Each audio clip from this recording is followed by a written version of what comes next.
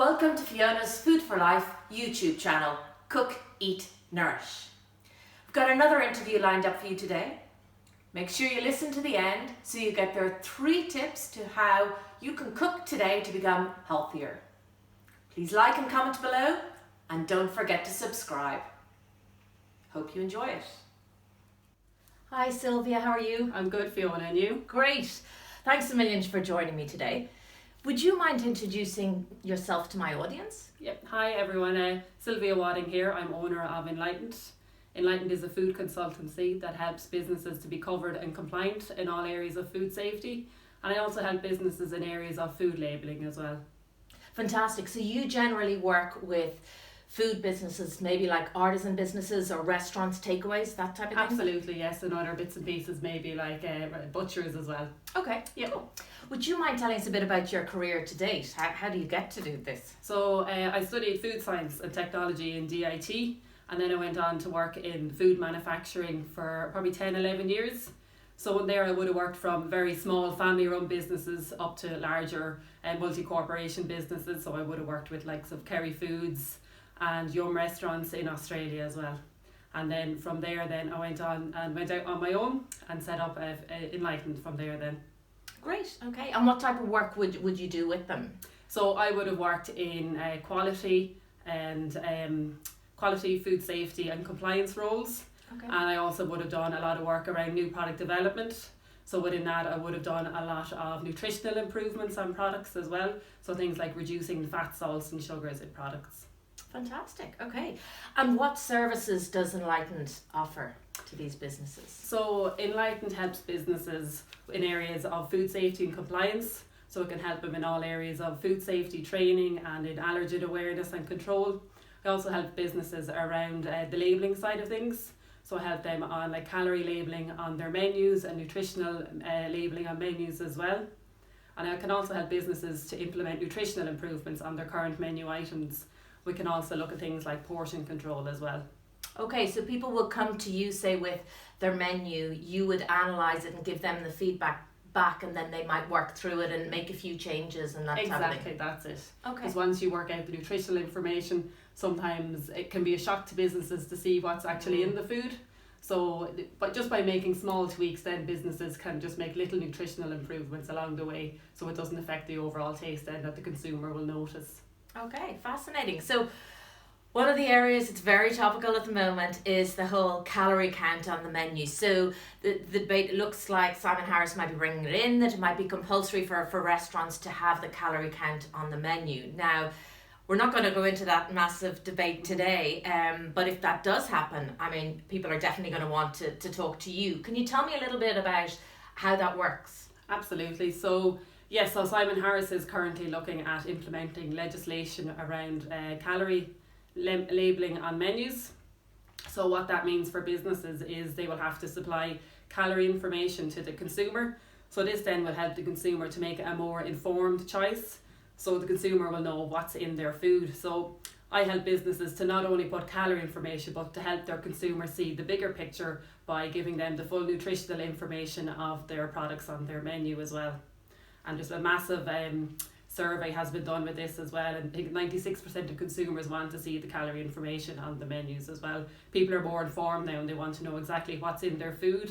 They can see it on the food that they buy off the shelves, and now they want to see it in turn in the restaurants and where they're eating every day, because there's been a massive increase in the amount of people that are eating out as well. I think it's 25% of our calories are now consumed outside the home. Wow. So people do really need to know what's in the food they're eating as well. So the way I look at it, from having worked in a number of kitchens, that and I know it's a very sensitive topic, but I would say that if your menu changes regularly, be it weekly or daily, personally, I think it's way too much then to add that on. But could you maybe give an example of an experience you've had maybe with a chain or takeaway or somewhere like that, where the menu doesn't really change, so it's a little bit easier to achieve, and how analysing those calories has brought on positive changes? Yeah. So I suppose it's easier, as you say, for businesses whose menus don't change. So when you think of takeaways like Thais or Indians, where their menu is quite similar throughout the year, so it's not an issue. But it's interesting how other countries do implement calories. So Australia, for instance, has probably for the last 5 years had calories on menus, and how they control it, because I know it is, as you say, it is a very topical at the moment. So for standalone businesses, they are not required to put calorie information on their menus. It's different rules for different states. Okay, yeah. So some states would state that if you own more than five units, then you need to display the calorie and nutritional information on your menus, which is probably an easier way for businesses to go about it rather than the standalone ones as well. So what I love about my side of what I do in my business is I love when I do out the calorie and the nutritional information side of things, and you present it back to the business, and sometimes they are shocked with the amount of perhaps fat or calories that's in a product. But I like working with them then to make the nutritional improvements, so reducing the fats and the salts or maybe the sugars or calories in a dish, so reducing it down, so it's making a small change to the overall nutritional information, but the customer won't notice either. But it's all about making small changes frequently to bring down any of the... And was there a story you had for me before about a takeaway and the portion size of chips? Yes. Yeah. So an easy way around it is as well is to reduce your calories, and your nutritional information is to reduce down your portion sizes. So it's good to give customers an options. Like some places you could say maybe have one dish and do a small plate of it and a larger plate, so it kind of fits everyone's appetite then as well. Okay. Yeah. And that brings us on then to the whole portion control, because there was a study that you were quoting recently about the obesity rates in Ireland. Yes. And remind us what that was. That by 2030 we're likely to be the most obese nation. Was that what we were? By 2030, Ireland is on track to be the most obese nation in Europe, which is a very scary stat. Yeah. So I think what's really important is around portion control as well. So in an era where obesity is a big issue, it's not only what we're eating, it's how much we're eating. So I think over the years our plate sizes have increased, and so has our appetite. So I think we just need to keep an eye on our portion sizes as well. I think when you offer larger portion sizes, it does encourage overeating. So that's something that businesses can look at as well, is the portions that they are providing to the consumer. And then on the plus side for businesses, it's all very doom and gloom and down on calories, but there can also be cost savings to be made for businesses as well by reducing down their portion sizes. That's true. That's true. So, Sylvia, one of the questions I always ask the people that I interview is, can you give me 3 tips that my audience could implement now, as it was to help improve the health of the nation? So obviously for you, I'm guessing it's going to be around, the calories and labelling and that type of thing. Yeah. What would your 3 tips be? So I would recommend people to watch their portion size. So just be aware of the amount of food that you are plating up and eating on a daily basis. Another tip would be to keep an eye out on your labelling. So if you're buying product, to watch the labelling on the back of packs and perhaps compare like for like products and make an informed choice for there then. So on the labelling, excuse me, would it be the colour code, like the traffic light system, or would you say there's a certain figure on the sugar or the fat that people should watch out for? What if somebody's just beginning to learn about the labels and they're looking, what's the first thing they should look for? I suppose if you're just beginning, the traffic light system is a very eye-catching way. So you have your red, your orange and your green. So your red means eat sparingly. It's obviously it's high in your fat, salt or sugar or other bits. Your orange then is kind of, you can proceed with caution. So you can eat every now and again. And then green is go ahead and eat as much as you want of it. So that's probably a good way to start. And they're based on the daily allowances for an adult, is that right? Yeah, that's it. Yeah. So if you saw, say, for example, I think breakfast cereal is probably one that people would be quite used to looking at.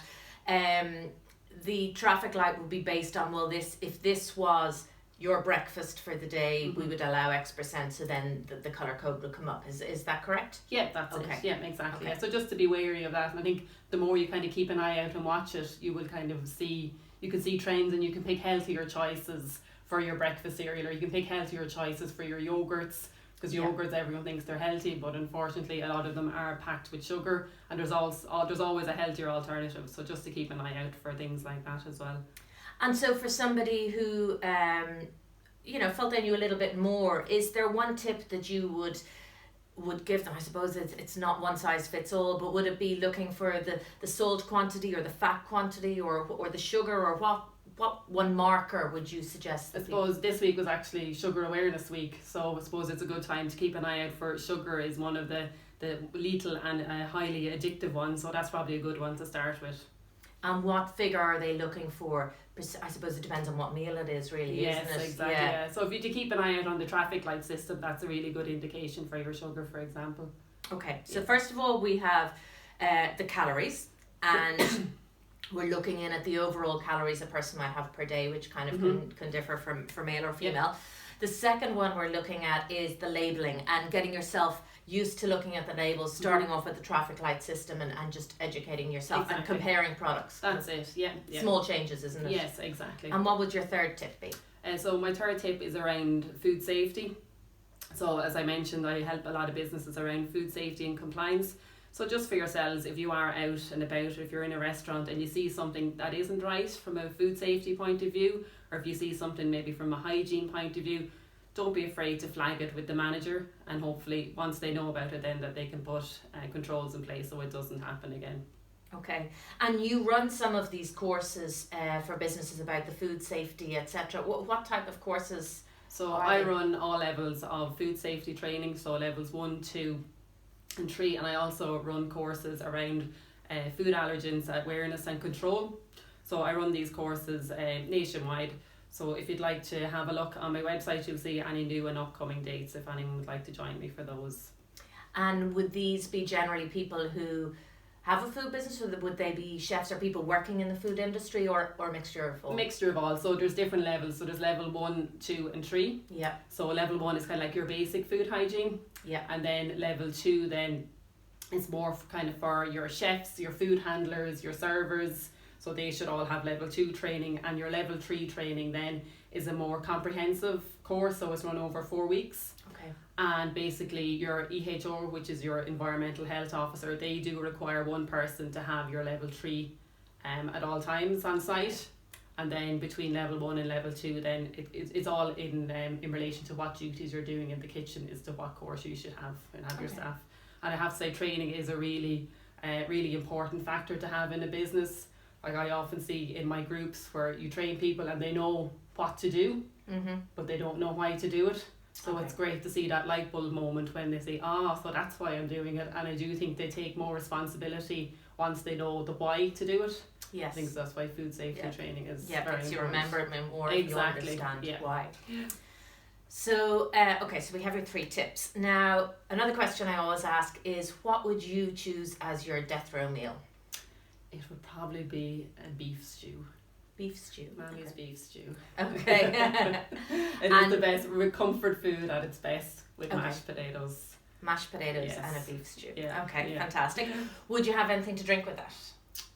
Could be a cup of tea or anything that's, If it was my last meal, probably a glass of wine. Red or white? Yeah, red with the beef, definitely. Okay. And would you go for a dessert? I would. I do have a sweet tooth and I love baking, so that's a tough one. I like cheesecakes. Okay. Banoffee pies. So you got to choose one. What would you choose? Brownie. Raspberry brownie. I'll make a good raspberry brownie. Raspberry brownie. So is it a chocolate brownie with raspberry? Or white chocolate brownie with raspberry and vanilla ice cream. Okay. And a big cup of tea. Okay. Yeah. Sounds lovely. Yeah. Great. So would you mind telling my audience, if they wanted to get in touch with you, how they would do that? What's your website, etc.? If anyone would like to get in touch with me, you can find me on www.enlightened.ie. I'm also on social media. You can find me on Twitter, LinkedIn and Facebook. Okay, would you mind spelling Enlightened? Because I've got myself stuck on that. So it's not spelled the traditional way. It's spelled Enlightened, ENLITENED. So there's a play on words with light in the middle. Exactly. Yes. So it's just to trick people. Exactly, yeah, good point. No problem. Well, listen, thanks a million. It was great having you. Oh, thanks a million, Fiona. We'll talk to you again. Thanks for watching today's video with Sylvia Wadding from Enlightened. I hope you enjoyed the video and you got some information from that. Why not check out some of my other videos, like the interview with Michael Kelly from GIY? Or perhaps a recipe like the lamb tagine. Not quite Sylvia's beef stew, but another lovely, comforting food. Thanks a million. See See you soon.